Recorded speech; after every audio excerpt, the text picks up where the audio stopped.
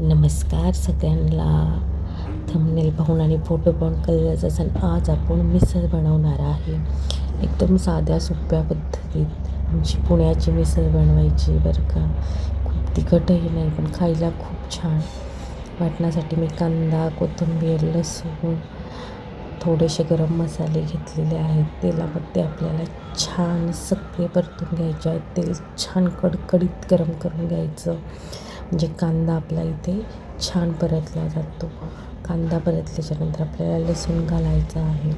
खडे मसाल्यांचा वापर इथे खूप करायचा नाही आहे आपल्याला.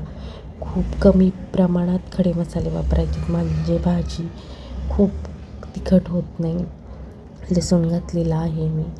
लसणानंतर थोडासा आल्याचा तुकडा घातलेला आहे. इथे सगळं आपल्याला भाजून घ्यायचं आहे कमी तेलामध्ये. आलं घातल्याच्यानंतर धणे, काळी मिरी, लवंग, तेजपत्ता, दोनच मी लवंग, काळी मिरी घेतलेल्या आहेत. खूप घालायचे नाही आहेत आपल्याला. तेही परतल्याच्यानंतर इथे आपल्याला खोबरं घालून घ्यायचं आहे. खोबरं पण आपल्याला छान असं बारीक गॅसवर भाजून घ्यायचं आहे. भाजताना खूप तेलाचा वापर करायचा नाही, म्हणजे मसाले छान इथे आपले परतले जातात. मिसळ खायला खूप छान लागते आहे.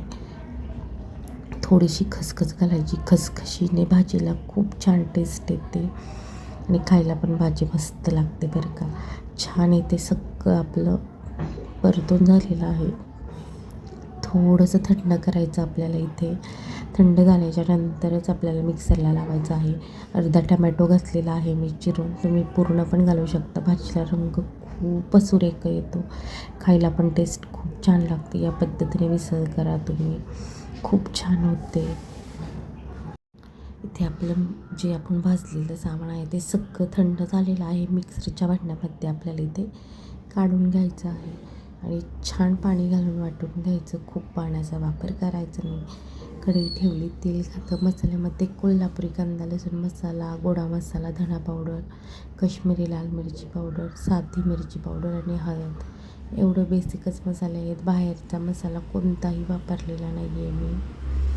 छान तेलामध्ये मसाले इथे परतून घ्यायचे आहेत. तेल छान कडकडीत गरम झालेलं आहे आणि केलेलं जे वाटण आहे ते घालून घ्यायचं आपल्याला लगेच, नाहीतर मसाले आपले सगळे इथे करपतील. लगेच इथे छान आपल्याला मिक्स करून घ्यायचं आहे. आपल्याला बारीकच गॅस ठेवायचा, मोठा गॅस ठेवायचा नाही. छान परतून घ्यायचं. मी इथे थोडंसं पाणी घातलं. मसाले छान परतले की भाजीला टेस्ट पण छान येते, चव पण छान लागते आणि खायला पण भाजी खूप छान होते. मस्त मसाला आपला इथे परतून घ्यायचा आहे. बारीक गॅस ठेवायचा, मोठ्या गॅसवर मसाले जळतात आणि भाजीची टेस्ट खराब येते. त्याच्यामुळं भाज्या करताना नेहमी गॅस लो टू मिडियम ठेवायचा मसाले परतताना.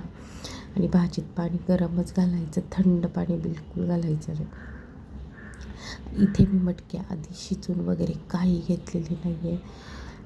इथे चवीप्रमाणे मीठ घालायचं आहे, कारण मटकी शिजवलेली वगैरे काही नाही हळद मीठ घालून. त्याच्यामुळं डायरेक्ट इथे मी मटकी घालणार आहे. भाजी खूप छान होते. डायरेक्ट मटकी घातली मटकीचा अर्क जो आहे तो भाजीत उतरतो आणि चव अप्रतिम लागते. त्यामुळे या पद्धतीने एकदा ट्राय केलीच पाहिजे तुम्ही. छान मसाले इथे परतून घ्यायचे आहेत आपल्याला. बघू शकता तुम्ही, मसाल्यांना तेल सुटेपर्यंत मी मसाले इथे परतलेले आहेत.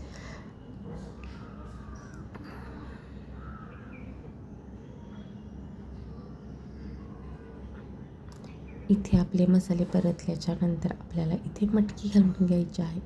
मी मटकी शिजवलेली वगैरे काही नाही, आधीच बोलले तुम्हाला, डायरेक्ट भिजवलेली मटकी आहे.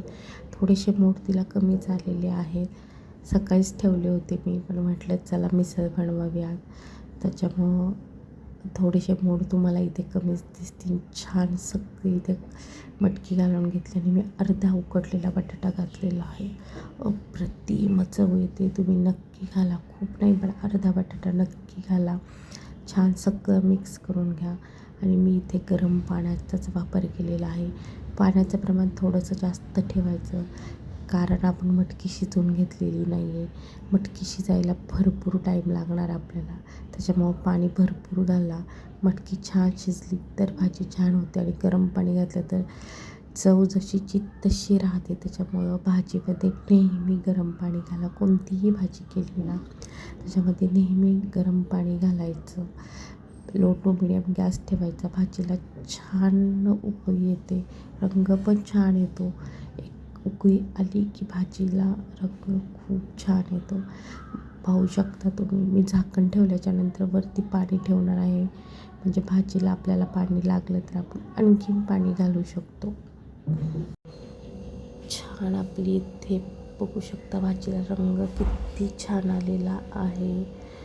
बाहेरचे मसाले वगैरे काही वापरलेले नाही. मी काश्मीरी लाल मिरची पावडर अगदी थोडीशी वापरलेली आहे. भाजी छान इथे उकळलेली आहे. रंग बघू शकता भाजीला किती सुरेख आलेला आहे. आणि भाजी खायला पण एवढीच टेस्टी मिसळ झाली होती ना. या पद्धतीने तुम्ही पण एकदा नक्की ट्राय करा. व्हिडिओ थोडा जरी आवडला तरी लाईक, शेअर, सबस्क्राईब करायला विसरू नका. बघू शकता भाजीला रंग किती सुरेख आलेला आहे. मी नंतर पण दाखवते तुम्हाला. गॅस बंद केल्याच्यानंतर भाजीला रंग छान आलेला आहे. चवीला पण भाजी खूप छान झाली होती. तुम्ही पण एकदा या पद्धतीने नक्की ट्राय करा. नक्की तुम्हालाही आवडेल. व्हिडिओ थोडा जरी आवडला तरी लाईक, शेअर, सबस्क्राईब करा. चला तर मग भेटू आणखीन एका अशाच नवीन रेसिपीमध्ये. चलो बाय.